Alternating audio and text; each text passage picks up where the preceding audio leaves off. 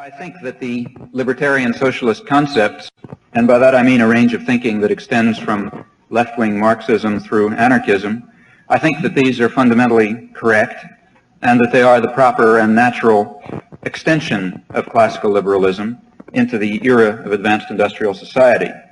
In contrast, it seems to me that the ideology of state socialism, that is what has become of Bolshevism, and of state capitalism, the modern welfare state, these, of course, are dominant in the industrial countries and the industrial societies, but I believe that they are regressive and highly inadequate social theories, and that a large number of our really fundamental problems stem from a kind of incompatibility and inappropriateness of these social forms to a modern industrial society. A French writer, rather sympathetic to anarchism, once wrote that anarchism has a broad back. Like paper, it endures anything. And there are many shades of anarchism, and I'm concerned here only with one, namely the anarchism of Bakunin, who wrote in his Anarchist Manifesto of 1865 that to be an anarchist one must first be a socialist. I'm concerned with the anarchism of Adolf Fischer, one of the martyrs of the Haymarket Affair in 1886, who said that every anarchist is a socialist, but not every socialist is necessarily an anarchist. A consistent anarchist must oppose private ownership of the means of production. Such property is indeed, as Proudhon in his famous remark asserted, a form of theft. But a consistent anarchist will also oppose the organization of production by government. I'm quoting, "It means state socialism, the command of the state officials over production and the command of managers, scientists, shop officials in the shop. The goal of the working class is liberation from exploitation, and this goal is not reached and cannot be reached by a new directing and governing class, substituting itself for the bourgeoisie. It is only realized by the workers themselves being master over production by some form of workers' councils." These remarks, it happens, are quoted from the left-wing Marxist Anton Pannekoek, and in fact, radical Marxism, what Lenin once called infantile ultra-leftism, merges with anarchist currents. This is an important point, I think, and let me give one further illustration of this convergence between left-wing Marxism and socialist anarchism. Consider the following characterization of revolutionary socialism. The revolutionary socialist denies that state ownership can end in anything other than a bureaucratic despotism. We have seen why the state cannot democratically control industry. Industry can only be democratically owned and controlled by the workers electing directly from their own ranks industrial administrative committees. Socialism will be fundamentally an industrial system. Its constituencies will be of an industrial character. Thus, those carrying on the social activity and industries of society will be directly represented in the local and central councils of social administration. In this way, the powers of such delegates will flow upwards from those carrying on the work and conversant with the needs of the community. When the Central Administrative Industrial Committee meets, it will represent every phase of social activity. Hence, the capitalist political or geographical state will be replaced by the Industrial Administrative Committee of Socialism. The transition from one social system to the other will be the social revolution. The political state throughout history has meant the government of men by ruling classes. The Republic of Socialism will be the government of industry, administered on behalf of the whole community. The former meant the economic and political subjection of the many.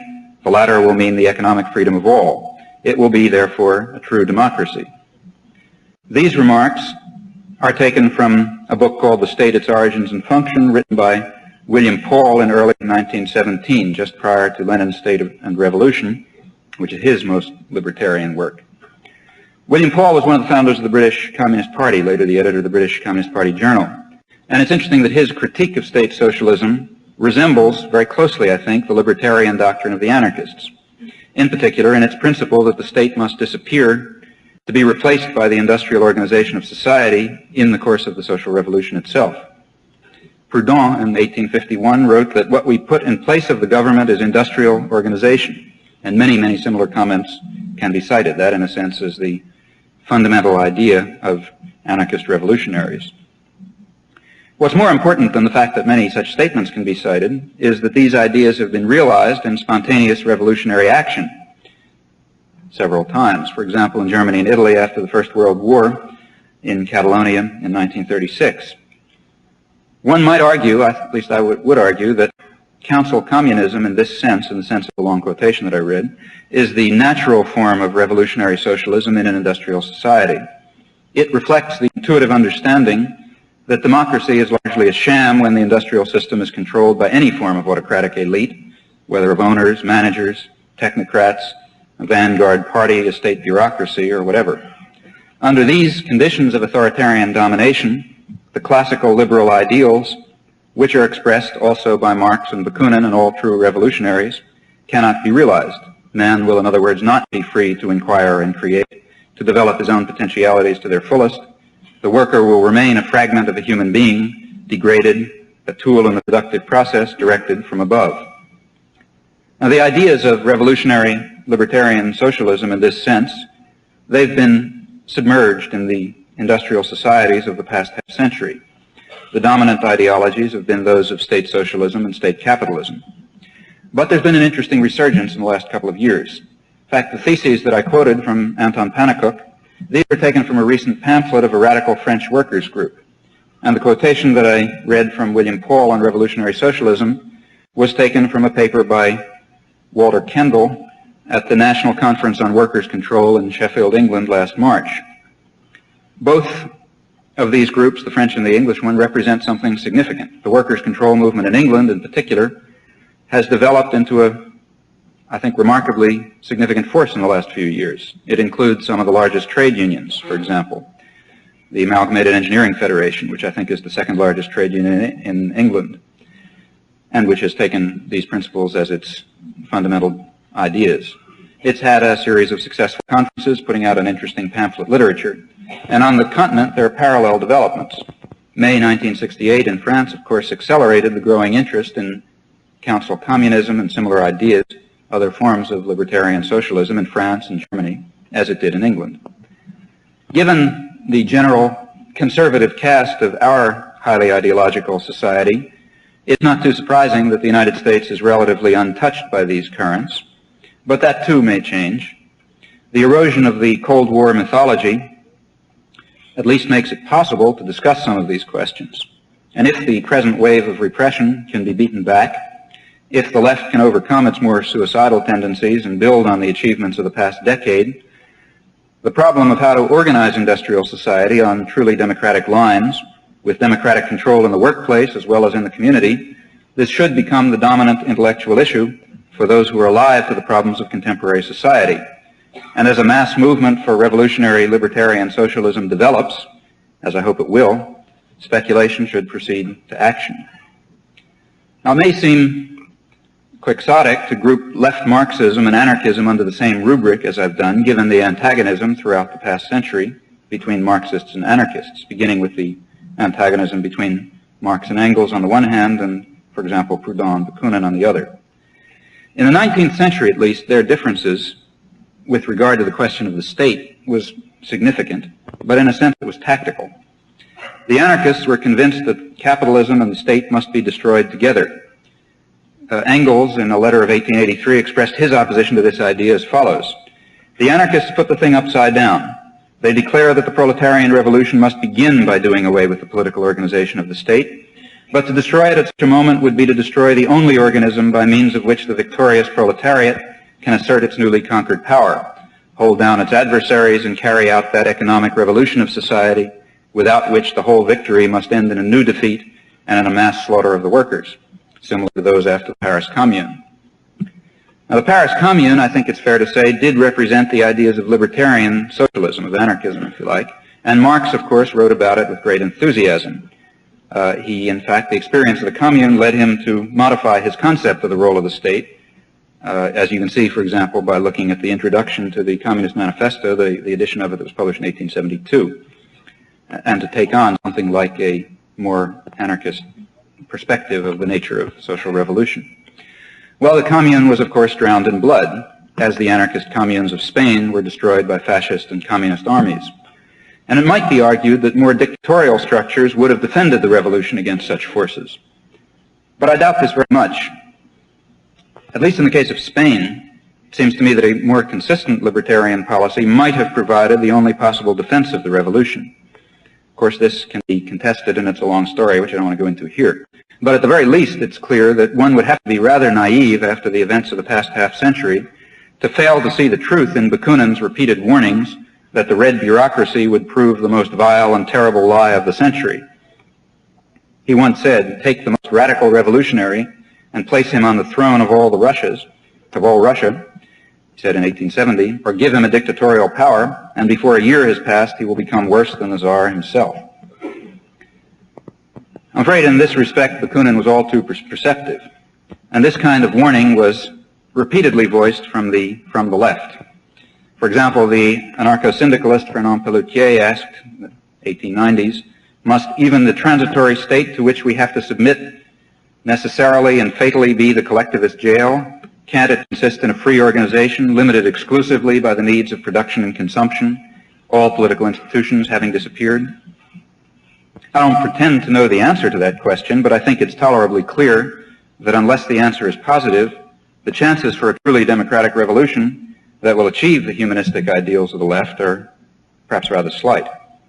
I think Martin Buber put the problem quite succinctly when he said, "One cannot, in the nature of things, expect a little tree that has been turned into a club to put forth leaves." For just this reason, it's essential that a powerful revolutionary movement exist in the United States if there are to be any reasonable possibilities for democratic social change of a radical sort anywhere in the capitalist world. And comparable remarks, I think, undoubtedly hold for the Russian Empire. Lenin, till the end of his life, stressed the idea, I quote, that it is an elementary truth of Marxism that the victory of socialism requires the joint effort of workers in a number of advanced countries. At the very least, it requires that the great centers of world imperialism be impeded by domestic pressures from counter-revolutionary intervention. Only such possibilities will permit any revolution to overthrow its own coercive state institutions as it tries to bring the economy under direct democratic control. I've mentioned so far two reference points for a discussion of the state: classical liberalism and libertarian socialism. They're in agreement that the functions of the state are repressive and that state action must be limited. The libertarian socialist goes on to insist that the state power must be eliminated in favor of the democratic organization of industrial society, with direct popular control over all institutions by those who participate in as well as those who are directly affected by the workings of these institutions. So one might imagine then a system of workers' councils, consumers' councils, commune assemblies, regional federations, and so on, with the kind of representation that's direct and revocable, in the sense that representatives are directly answerable to and return directly to the well-defined and integrated social group for which they speak in some higher order organization, something obviously very different than our system of representation. Now, it might very well be asked whether such a social structure is feasible in a complex, highly technological society. There are counter-arguments, and I think they fall into two main categories. First category is that such an organization is contrary to human nature, and the second category says roughly that it's incompatible with the demands of efficiency, and I'd like to briefly consider each of these. Consider the first, that a free society is contrary to human nature. It's often asked, do men really want freedom? Do they want the responsibility that goes with it? Or would they prefer to be ruled by a benevolent master? Consistently, apologists for the existing distribution of power have held to one or another version of the idea of the happy slave. 200 years ago, Rousseau denounced the sophistic politicians and intellectuals who search for ways to obscure the fact, so he maintained, that the essential and defining property of man is freedom. They attribute to man a natural inclination to servitude, without thinking that it is the same for freedom as for innocence and virtue. Their value is felt only as long as one enjoys them oneself, and the taste for them is lost as soon as one has lost them. As proof of this doctrine, he refers to the marvels done by all free peoples to guard themselves from oppression. True, he says, those who have abandoned the life of a free man do nothing but boast incessantly of the peace and repose they enjoy in their chains. But when I see the others sacrifice pleasures, repose, wealth, power, and life itself for the preservation of this sole good, which is so disdained by those who have lost it, when I see multitudes of entirely naked savages scorn European voluptuousness and endure hunger, fire, the sword, and death to preserve only their independence, I feel it does not behoove slaves to reason about freedom. A comment to which we can perhaps give a contemporary interpretation. Rather similar thoughts were expressed by Kant 40 years later. He cannot, he says, accept the proposition that certain people are not ripe for freedom. For example, the serfs of some landlord. If one accepts this assumption, he writes, freedom will never be achieved, for one cannot arrive at the maturity for freedom without having already acquired it. One must be free to learn how to make use of one's powers freely and usefully. The first attempts will surely be brutal and will lead to a state of affairs more painful and dangerous than the former condition, under the dominance but also the protection of an external authority. However, one can achieve reason only through one's own experiences, and one must be free to be able to undertake them. To accept the principle that freedom is worthless for those under one's control, and that one has the right to refuse it to them forever, is an infringement on the right of God himself, who has created man to be free. This particular remark is interesting because of its context as well.